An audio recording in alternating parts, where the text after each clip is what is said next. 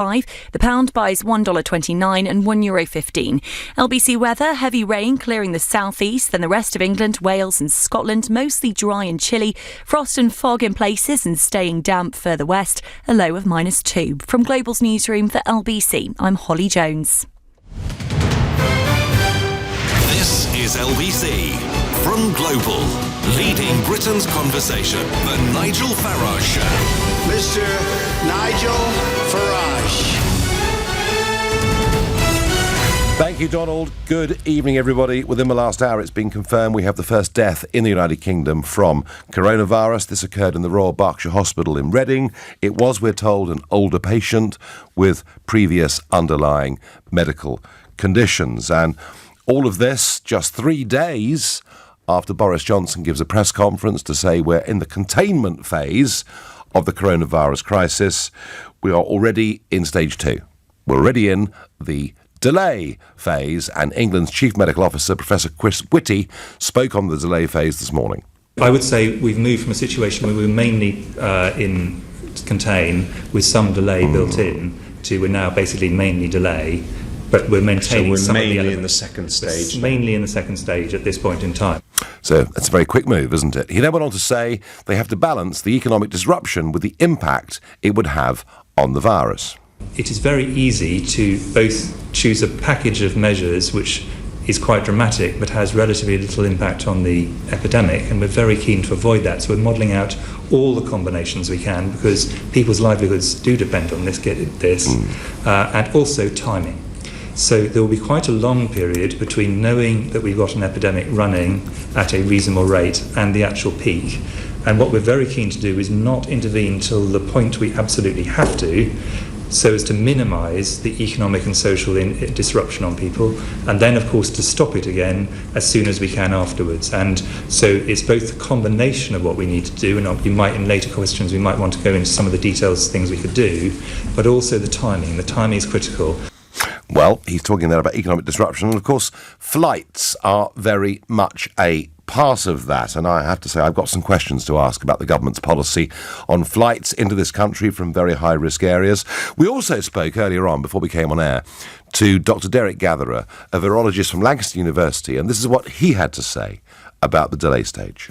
Basically, you have to get people to observe the hygiene rules as much as they can so that the number of transmission events is kept to an absolute minimum. So that's all this business about keeping your hands as clean as possible, catching sneezes, not shaking hands perhaps, keeping a distance from people when you're talking to them. Those kind of things, they're not 100% effective, of course, but they do help to just bring down the number of transmissions, and every transmission that doesn't happen is a step towards bringing the epidemic under control. It seems that the virus binds to a receptor, which is a protein which is inside your respiratory tract. So this is in the throat, in the upper part of the lungs, and so consequently you would have to actually get the virus into your mouth. So when it's on your hands, it won't be absorbed through your skin. And that's why hand washing is one of the sort of major recommended things that we need to do in order to prevent the virus from getting into our mouths and nose. But once it's in the mouth and nose, then it has a decent chance of binding to this receptor on the surface of the airways and then getting entry to the body, and an infection will start. And we asked Dr. Gatherer about banning flights from high-risk areas. Well, actually, the WHO now has the UK on that same list of areas. In fact, so people that are coming into the UK are travelling from one high-risk area into something which is already on the same list. So I think we're actually past the stage now where we can do anything really by restricting travel. There's no doubt that in Wuhan, the Chinese did really keep the lid on things for quite a long time with what they did there, and that's a perfect example of what a delay phase would look like. So we'll probably be attempting to do something similar here, and obviously not quite as drastic as what they did in China, but the idea is simply to slow the progress of the thing down. That frees up hospital beds. It makes it easier, gives us more time to deal with it, and so on. The majority of new cases that we'll see in the UK now will be cases that are spreading within the UK. So we've got ongoing transmission at the moment. So the number of cases that will come in from abroad, which was always small anyway. I mean, probably the UK outbreak was seeded by a small handful of people arriving from Italy. Air travel. In all likelihood, possibly some that were coming from further afield, but most of the new cases we'll be seeing are ones that will be as a result of the epidemic that's now ongoing here. Well, the argument there is there's no point stopping flights coming in from high-risk areas because the horse has bolted already. That's kind of what's being said. And, he's absolutely right. The World Health Organization do not seem to think that stopping flights is really relevant. And, of course, now has the UK on its list as well. But I don't know. I'm just looking here at the flight schedules this morning coming into London Heathrow. Flight in from Tehran. Flight in from Tokyo, flight in from Milan, flight in from Osaka, flight in from Rome, flight in from Hong Kong. So on the one hand, we're told by the government that 1 in 5 of us could finish up not working. We're told by the government that up to 80% of the country could catch this. We know that the absolute cause to begin with was air travel, and as the doctor just said then, almost certainly it was air travel from Italy that started the problem in this country. So we're given all these warnings about what we have to do and what may happen, and yet we're still allowing flights to come into this country from Tehran, northern Italy, Japan, Hong Kong. We don't check medically a single person unless they appear very obviously to have symptoms. We don't check a single person, and I'm putting it to you folks, I think that there is, and I don't care what the World Health Organization say or doctors have to say. I think there is a huge inconsistency here in what the government says and what the government has done. And bear in mind that back in January, President Trump stopped flights from China or people who'd been to China from coming into the US, and if they did as citizens, they went straight into a quarantine procedure. The Australians, similarly, put travel restrictions on very, very quickly, and we still haven't done it, despite the fact we've moved just in 3 days from containment to delay, and we're told that 80% of us might catch it. Now, we could, of course, just give up, I suppose, and say, why bother? But if we have a problem already, why in goodness name would we wish to add to it? So I'm asking you, do you agree with me? Should we have stopped flights earlier coming into this country from high-risk areas? 0345 6060 973. I think we should have done. You can tell me I'm right or tell me I am wrong. Gags is a new caller to me from Feltham. Good evening to you. Hi, Nigel, you all right? I'm all right. So Heathrow Airport, just down the road from you, of course. It is indeed, yeah. So unfortunately, I don't agree with you, actually. That's all right. It's a free country. Yeah, fair enough. So just because based on the statistics, actually, so if we look at places such as America and Italy who have cancelled the flight, their death toll actually is higher than ours. So just Googling numbers a little while ago, I saw that actually America has got maybe, I think it's 11 deaths at the moment, and they have stopped the flight. Particularly with the information that we've got today with regards to like Flybe and different airlines that are having trouble. Obviously, as you said, well, that's a different issue, though, isn't it? I mean, that is an airline company in trouble already, who have seen at least a 40% decline in bookings. It's a slightly different issue. Look, Gags, I'm not convinced by this. It seems to me, however bad the outbreak is in America or here or Australia or anywhere else, does it make sense to you that just 3 or 4 miles from where you live, there were people today getting off an aeroplane from Hong Kong and we weren't doing medical checks or quarantine procedures on any of them? Does that actually make sense given where we are?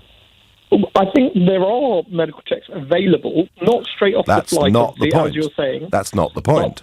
But actually, obviously, what is happening with all the information that we're getting from Public Health England and advisors and stuff, and actually, if we look at the numbers, that we only have the one, whereas if, as we look at your friend Donald Trump has done and stopped the flight, he seems to have, or the Americans seem to have a lot more deaths than we do, despite the fact that they've stopped the flights. I think to compare statistics of outbreak numbers or those that have died from it at this stage is premature. We may have a better view in a couple of weeks of where we are.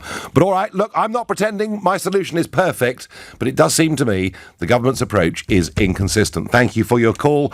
Going to Edinburgh to speak to Alice. Alice, good evening to you.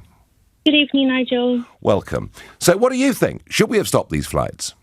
Oh, yeah, I think we should have done it a long time ago. So do I. And why haven't we? I think there are a few reasons. Probably, I think here in Europe, people are quite relaxed about these things. When we are sick, we go to the GP and they just tell us to go home and take some, rest and drink some hot water, and that's all. I think that kind of relaxed attitude perhaps is not very applicable to this coronavirus. Alice, I agree with you. I think we're lax in the extreme, and it isn't even just where people are flying in from. It's where they've been in the preceding 2 weeks as well, isn't it? Exactly. And we don't know who are the carriers, to be honest. And so I'm in Edinburgh, although there haven't been, people diagnosed. But I think there are a lot of carriers walking around. And that's quite frightening because I'm a new mother and my husband works in a university and a lot of people are sick. I know this is the flu season. Of course. People are coughing.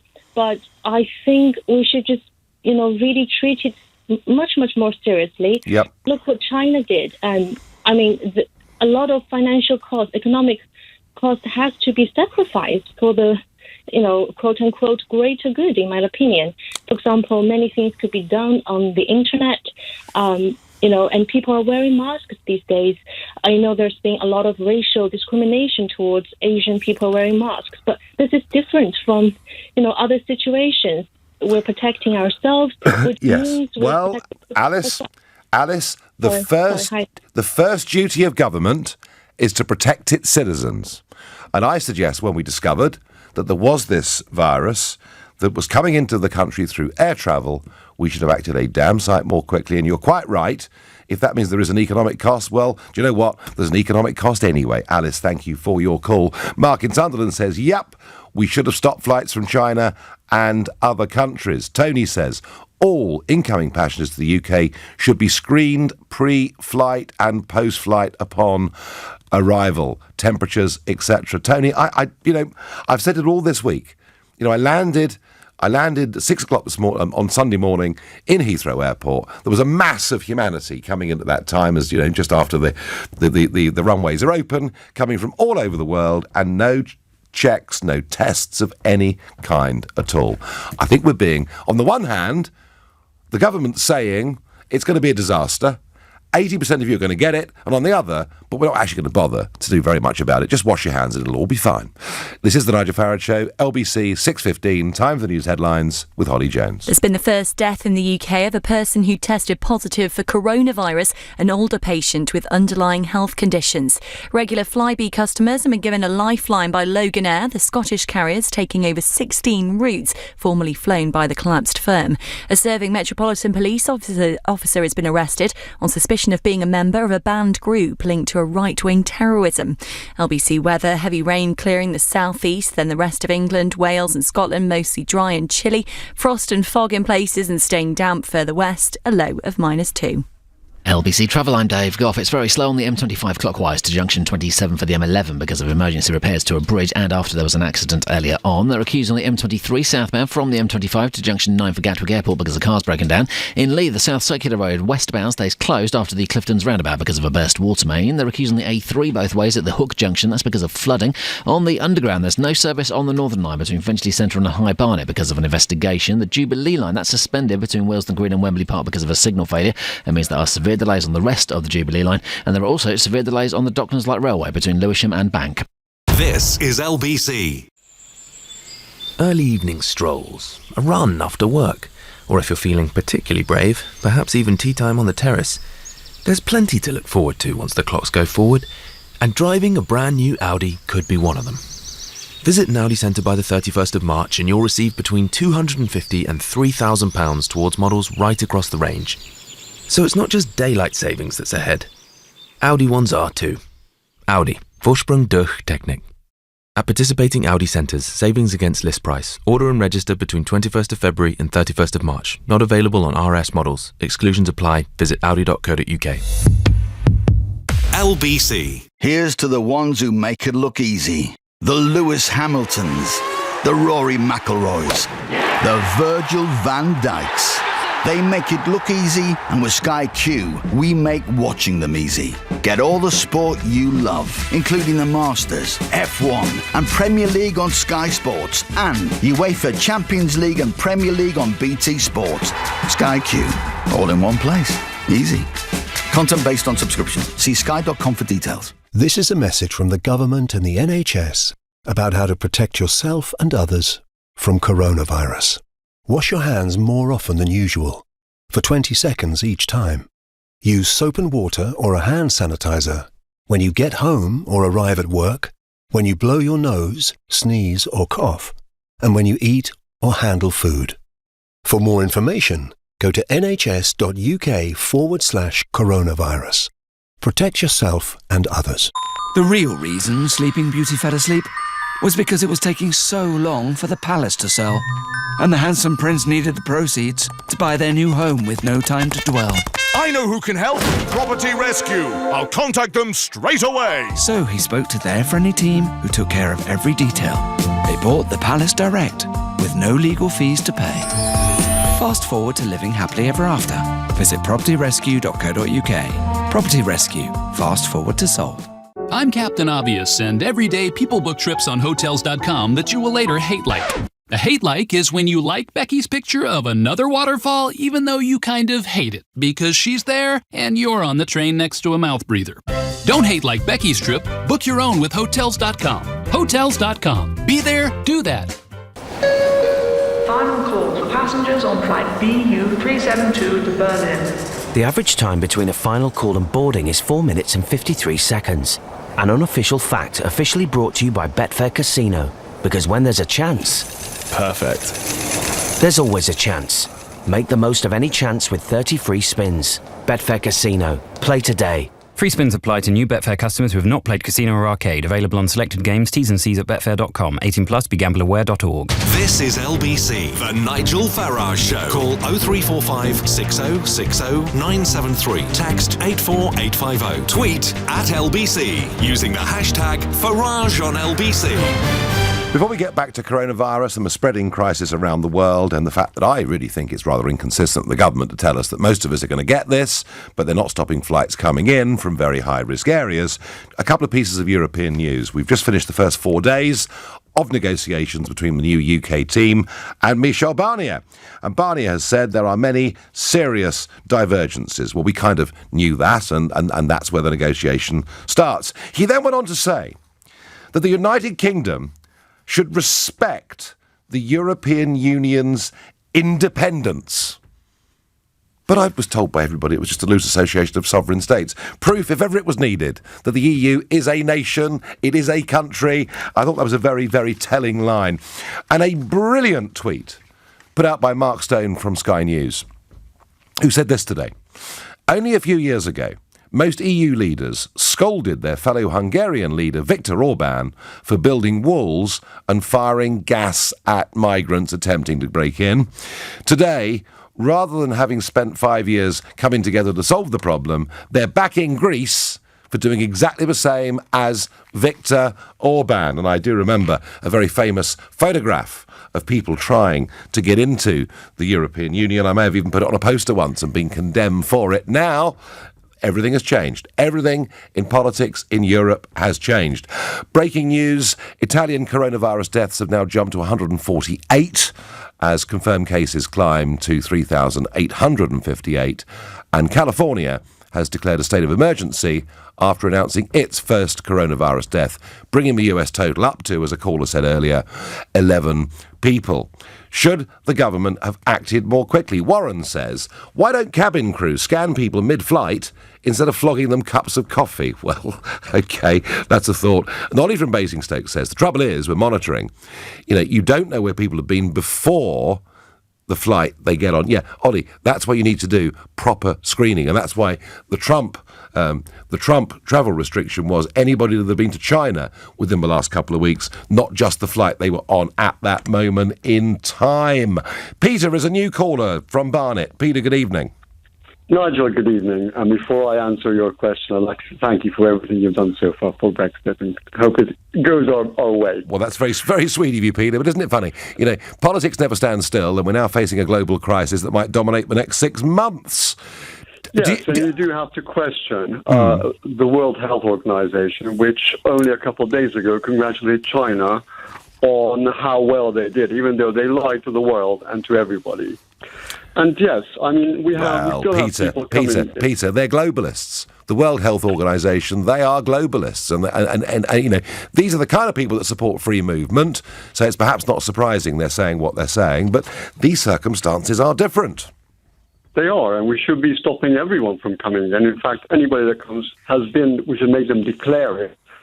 And at risk of financial penalties and possibly prison if they lie, like immigration in the US, if they've been in any of the affected territories, they should go straight to a quarantine from within Heathrow and not leave until 14 days, or be turned back by the airline straight away. And should we have done this earlier, Peter? Should this have happened a week or two back? Nigel, not a week or two ago back, when we heard news about, despite China reassuring us, but they were building hospitals in 5 days, which they never did beforehand. They knew. That should have been a warning signal. Yeah. So really, the government's been a bit flat-footed, Peter. Well, not only that, and raises another question, Nigel. All those civil servants and specialist experts who have advised the government based on which they've made the decisions, are they going to take the blame and are they going to leave, or is it going to be again some other nobody ever takes the blame, Peter, honestly. Peter, I've got to love you and leave you because Boris Johnson has just been speaking in Downing Street and was asked for his reaction to the first death in the United Kingdom of somebody from coronavirus. Well, obviously, our sympathies are very much with the victim and their family. But the situation is pretty much as it has been, in the sense that we're still, Sam, in the contained phase. Though now our scientists and medical advisors are making preparations for the delay phase. And so what they're looking at in the next few days, in the near future, is what kind of measures might be necessary to retard the spread of the disease. As soon as they've decided that the moment is right to announce those, I'll make sure we will be absolutely clear with the public about what needs to be done. But for the moment, things are as they have been, and I'm going to say this, the best single thing we can do is wash our hands, 2 verses of the national anthem, or happy birthday, hot water, bar of soap. The number of people with the condition is over 100. Are you really saying people shouldn't change their behaviour beyond just washing their hands? We've been waiting for the government to change its, as it were, status, the level of this condition. Right. We seem to be quite cautious about doing that. Are you too worried about making people nervous about this condition? No. I mean, literally, that's the right thing to do at present, given where we are in the epidemiological progress. I tell you why. It's because in something like this, what the scientists say is that you've got a range of things that you can do to arrest or check the spread of a disease, but you can't fire your shots too early. It's all about the timing and the progression. And so they're thinking very carefully about when that next suite of measures, those next options are used. And one thing I'm absolutely sure we will be telling everybody as soon as we get that medical advice. Finally, but just for today, people are to keep the same travel plans, the same work plans, the same school plans as they did last week and the week before?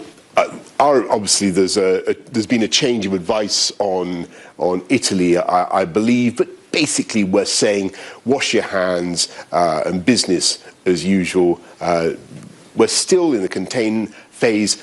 Obviously, we're looking at the preparations we need to make now for delay. Oh dear, oh dear, oh dear. So the Prime Minister says it's all about timing. Absolutely right, Prime Minister. You just said in that statement in Downing Street a few minutes ago, we're still in the contain phase. We're not.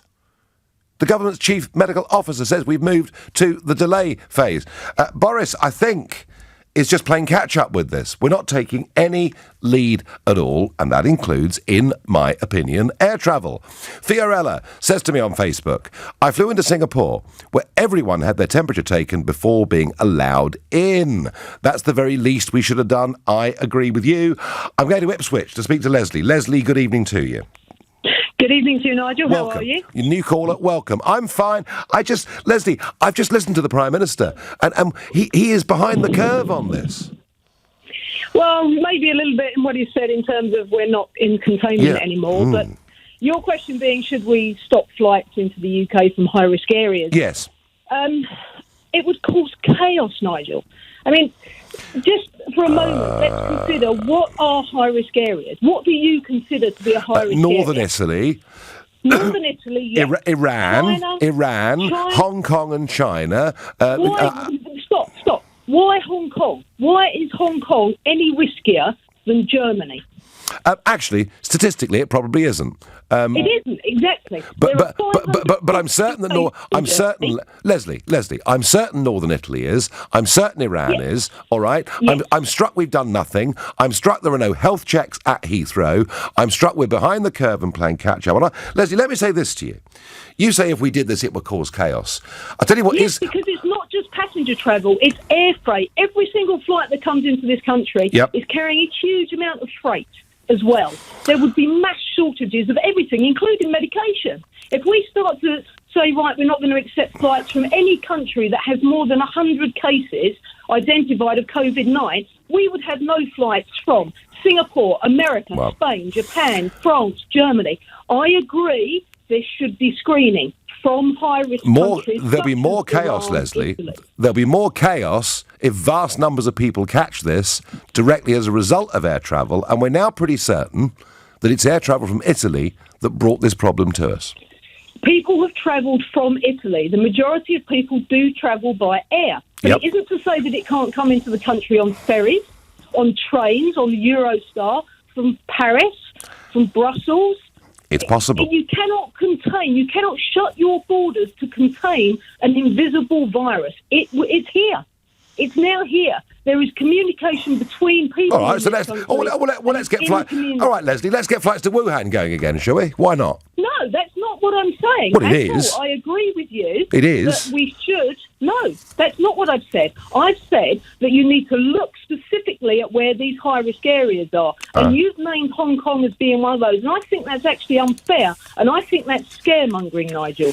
Well, I think we should have stopped flights from China a lot earlier than we did. Hong Kong is part of China, but Hong Kong itself does not have the kind of problems that Wuhan and other places do.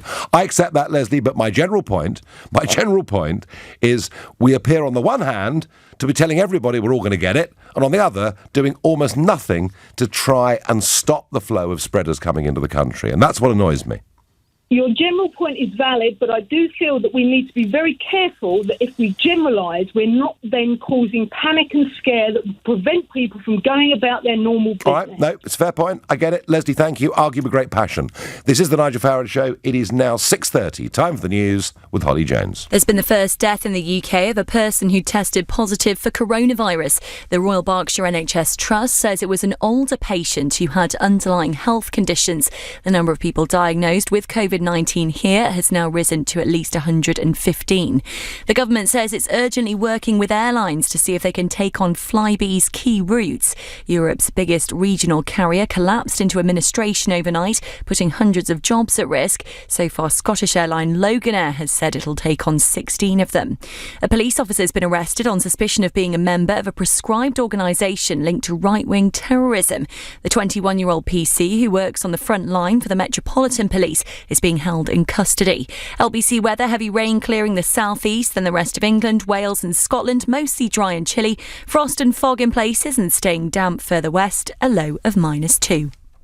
Nick Ferrari at breakfast. Weekday mornings from 7. LBC. What's the thinking behind Public Health England deciding to release information only on a weekly basis? Health Minister Edward Argart. Well, what we're working on now is how we can come up with a tech platform where we can get information out at the moment. Well, what's the benefit of keeping the country in the dark? We don't want to keep the country in the dark. Public Health England is moving to Fridays, isn't when it? the numbers increase dramatically, that does present some challenges. But So let's do it on a daily basis. We're looking at the best way of doing that and what is the most practical way of doing that. Nick Ferrari at breakfast. With Simply Safe. Easy to choose, set up and use. LBC.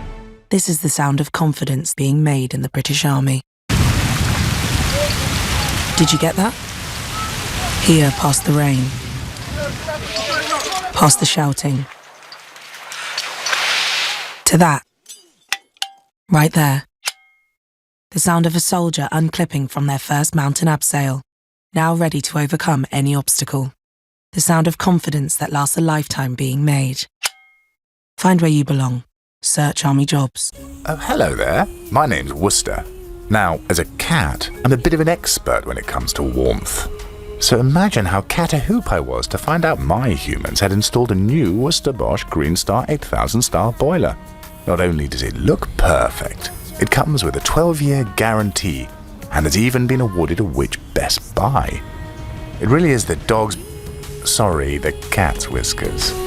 To be as warm as Worcester, search worcesterbosch.co.uk. How do you make the most understated Range Rover even more striking? Paint it Santorini black, fit it with privacy glass, a full leather ebony interior, then place it on 21-inch gloss black alloy wheels. The Range Rover Velar R Dynamic Black, understated, has rarely been so bold. Limited numbers available for a limited price. Search Range Rover Velar, Land Rover, above and beyond. Limited availability while stocks last at participating UK Land Rover retailers. Check with your local retailer. From home offices to shared workspaces, however you work, at Starling Bank, we'll help you to keep your business flying. With easy integrations that connect your banking with your accounting software, your business is ready for takeoff.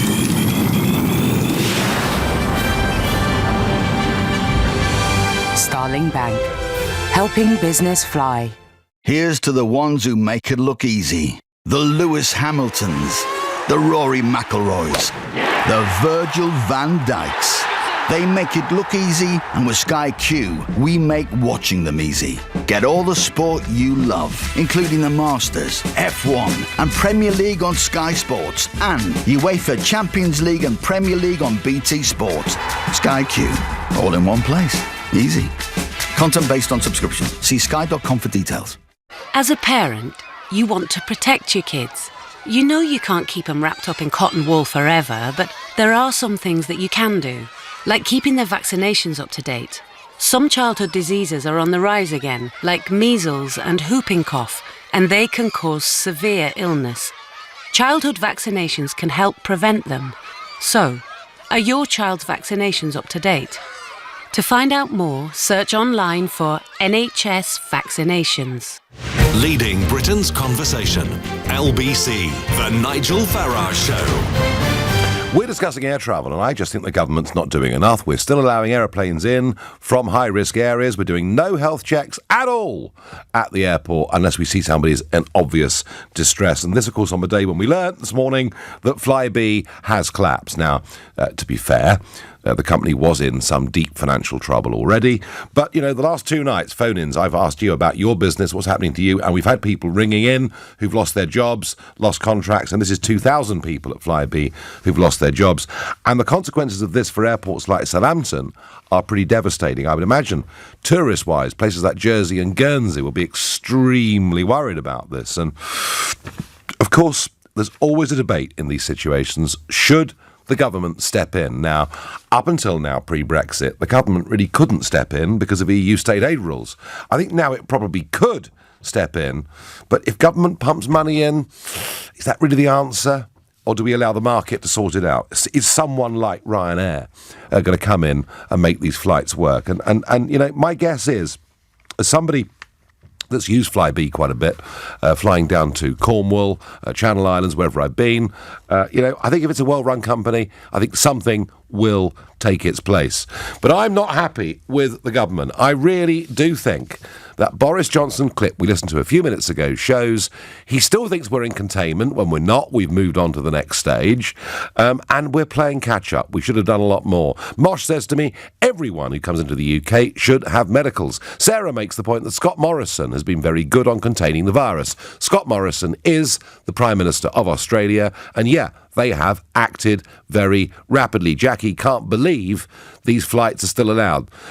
Steph says, my uncle flew back from Thailand via China 2 weeks ago, and no one was there at customs. It was empty. I mean, this is lax. This is dangerous. This is why we've got the problem that we've got. Yeah, I know other parts of the world have got it, but goodness me, surely you try to do your best. All the Prime Minister tells us is, wash our hands. Great. Let's go to Luca, who's a new caller from Greenwich. Good evening to you.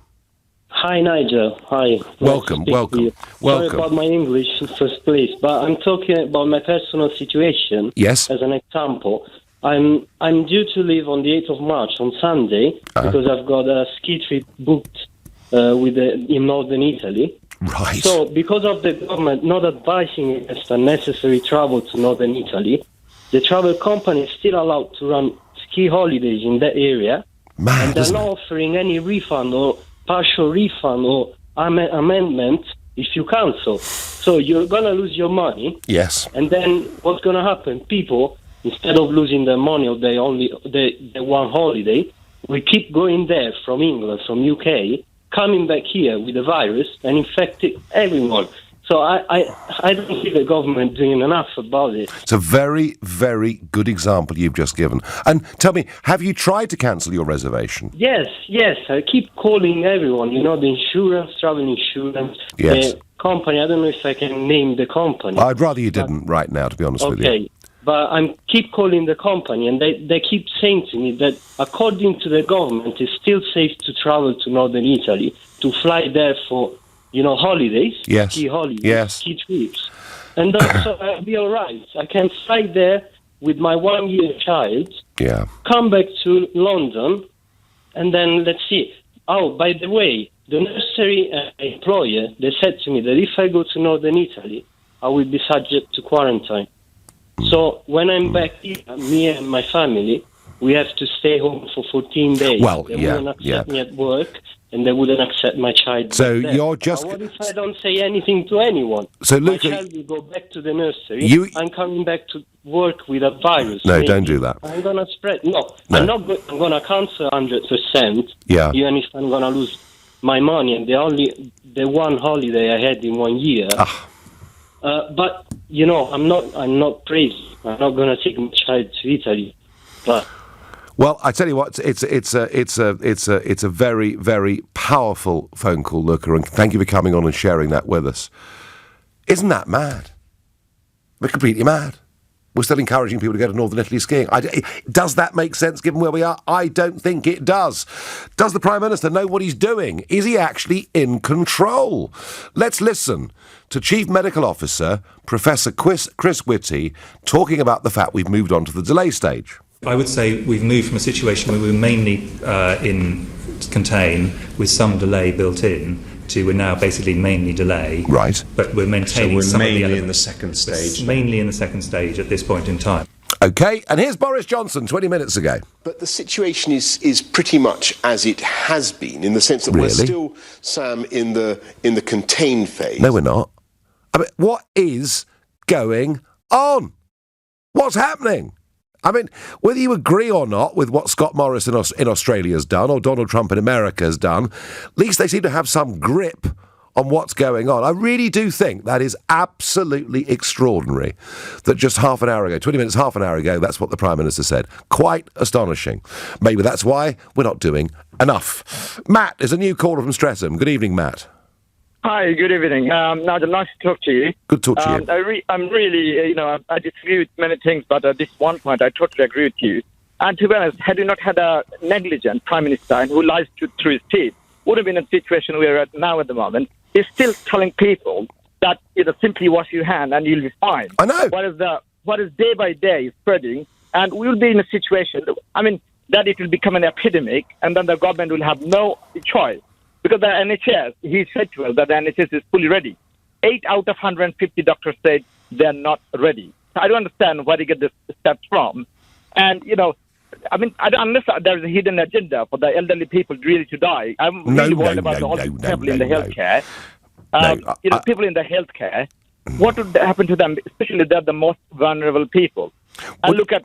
You could say, Matt, that one of the reasons the Prime Minister... I'm trying to defend him for a moment now, at least I'll try for a bit.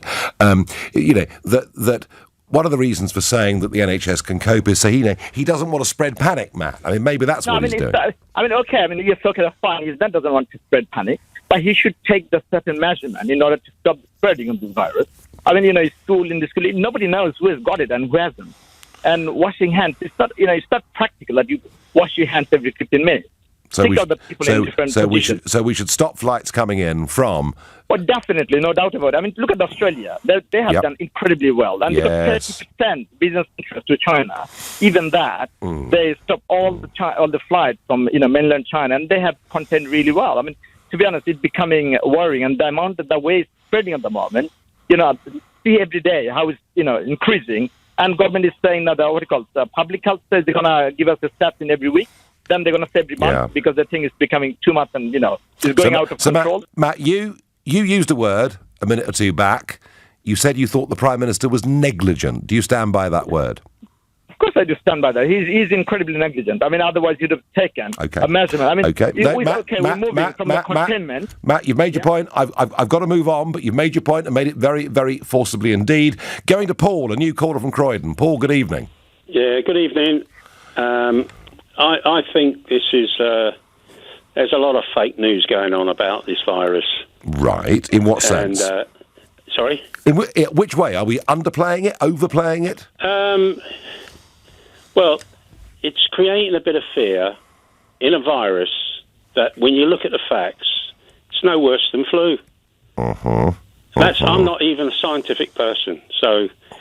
I just look at that and I think, well, there's two sides of it. Okay, it's a virus that's come across another species to us, and it's also extremely viral, but it hasn't got a high mortality rate. It's like no worse than flu. Right. So should we just? And we're trying to contain it. So this is an exercise that if you did get a virus that had a high mortality rate and was highly infectious, highly viral. This would be an exercise as what you'd have to do to clamp down. You'd have to do what the Chinese did. You clamp down straight away. Just lock down. Everything's got to be locked down. Yeah. If it had a 50% mortality rate, that's what you'd have to do.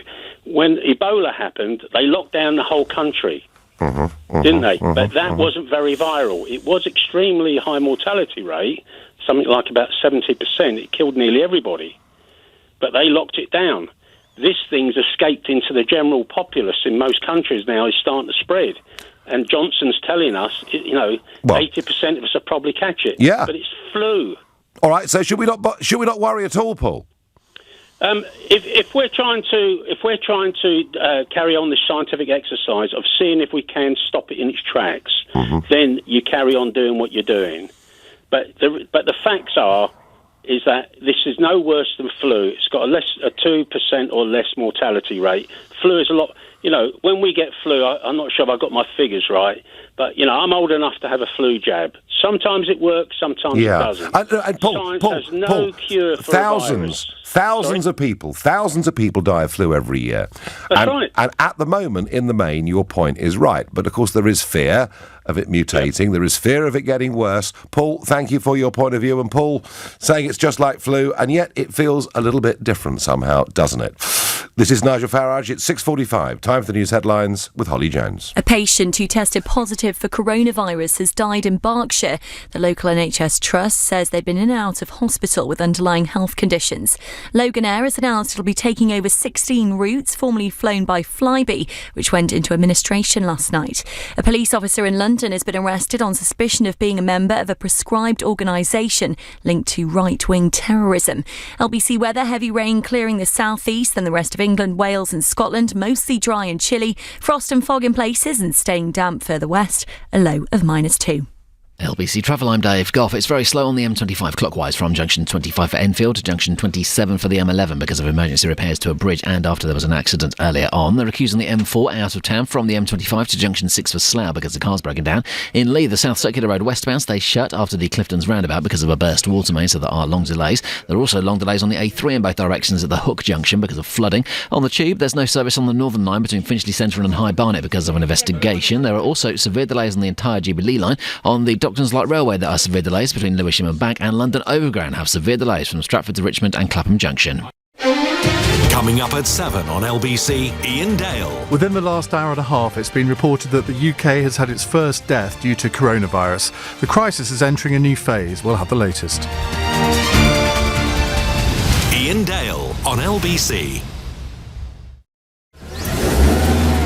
Keep coming. Yeah, bit more. At Hey Car, you'll find the best used cars all in one place. Every car is quality checked and comes with a warranty. So finding your perfect used car is easy. You just need somewhere to park it. Back. Whoa. Yeah, great. Stop. To find your perfect used car, search Hey Car. Heading to Leeds to see the grandparents. Little one's going to get spoilt rotten. If your trip is over a week away and you haven't booked your train ticket yet, that means you're in line to book LNER's Mighty Fine 29. It's only £29 each way from London to Leeds if you travel between 10 a.m. and 3 p.m. Monday to Saturday.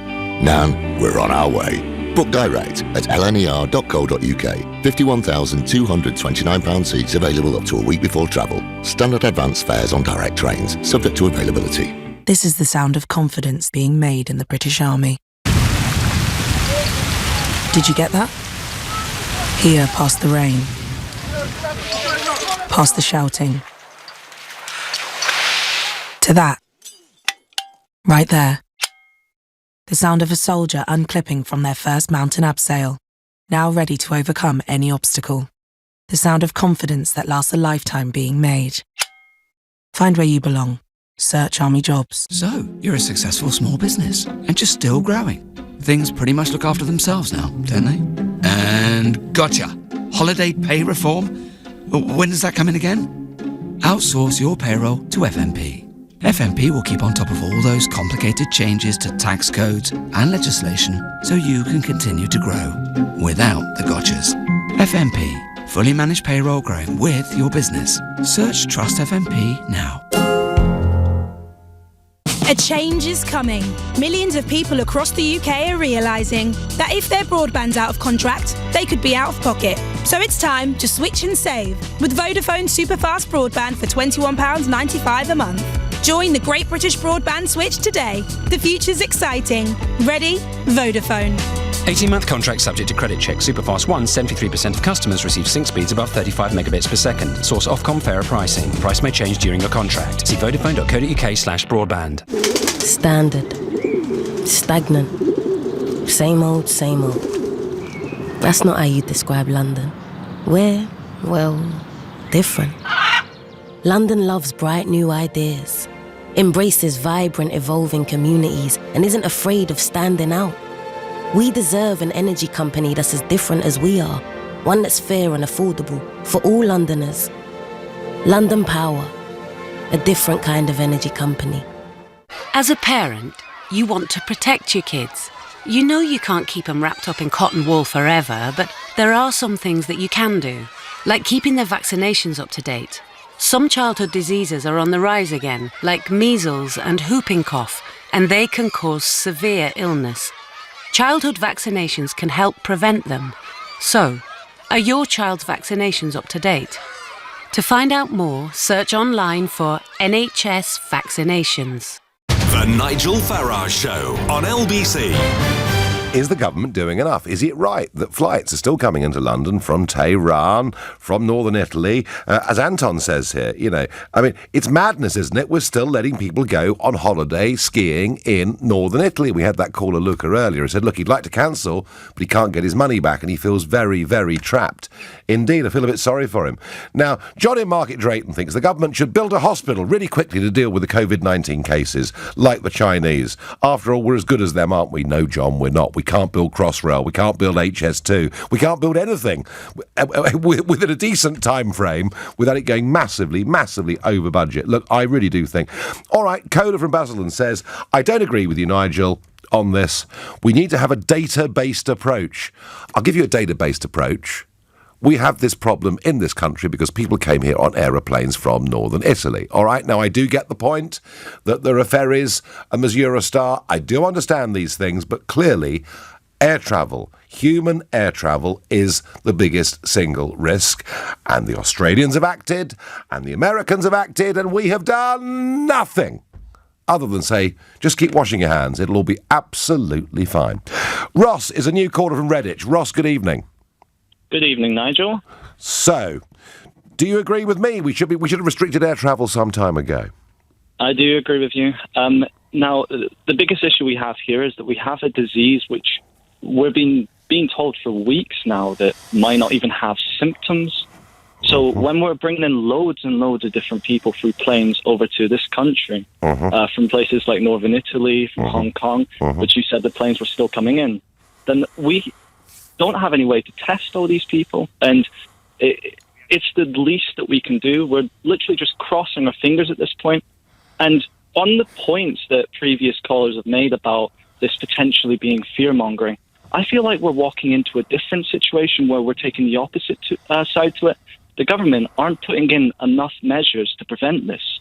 So people aren't taking it seriously enough, and people have heard so many people. So you don't think so the government, I mean, it's not easy for the government, on the one hand, they don't want to frighten the life out of everybody, but on the other, they don't want us to be too complacent. It's not, that's not necessarily an easy path to tread, is it?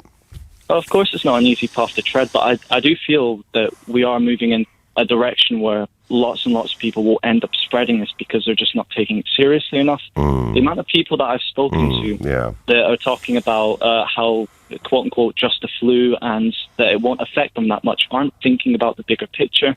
And I feel like the government are trying to take measures to prevent panic, which are just going to end up with more people becoming infected and eventually... In medical terms, Ross, at the moment, I don't know how old you are, but you sound like a low-risk group, not a high-risk group. Yeah, near enough, yes. But in medical terms, as it is, without mutating and changing, it is actually just a nasty dose of flu, isn't it? Well, somewhat, yes. It is a nasty dose of flu, but the issue you have with this is that the flu in general is deadly towards vulnerable people. And with something that can spread between even more people and potentially affect 80% of the population, we're just going to end up walking into a situation where the most vulnerable in society are going to suffer because we didn't take the measures that were meant to be taken.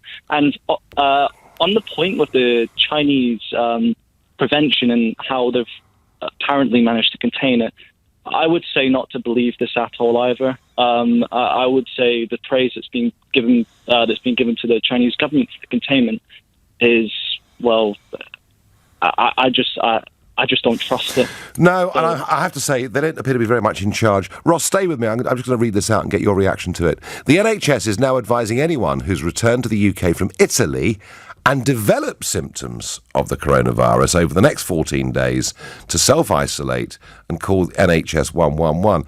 Once they develop the symptoms, it's too late. They've brought it back with them and spread it, haven't they? Yeah. No one's in charge. Ross, no one's in charge, are they? No. It's worrying me quite a lot. And it's not because I'm going to suffer from it. The individual risk obviously is low, but I'm, of course, worrying about the people that I work with. I work in the hospitality industry, so I work in a hotel.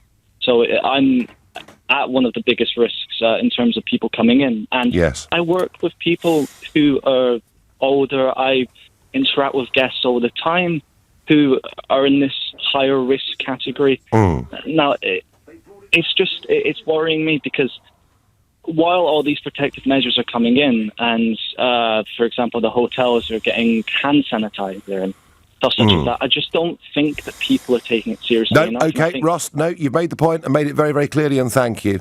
I find that hard to believe. The NHS advice is if you come back from Italy and you develop symptoms, self-isolate and call NHS 111. It's too late by then.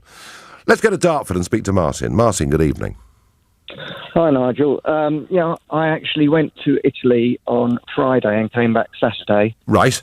On a business trip. Yes. I deliberated long and hard over whether to go. Mm-hmm. Spoke to suppliers over there, and they said, well, we're not in what they call the red zone, so there is no problem. So I went on a quarter-full plane. You're met by armed police and officials with thermometers when you get there. Yep. So even though they know they've got it, they don't want any more of it. Mm-hmm. You come back to Gatwick, and as you've said about your own... Nothing.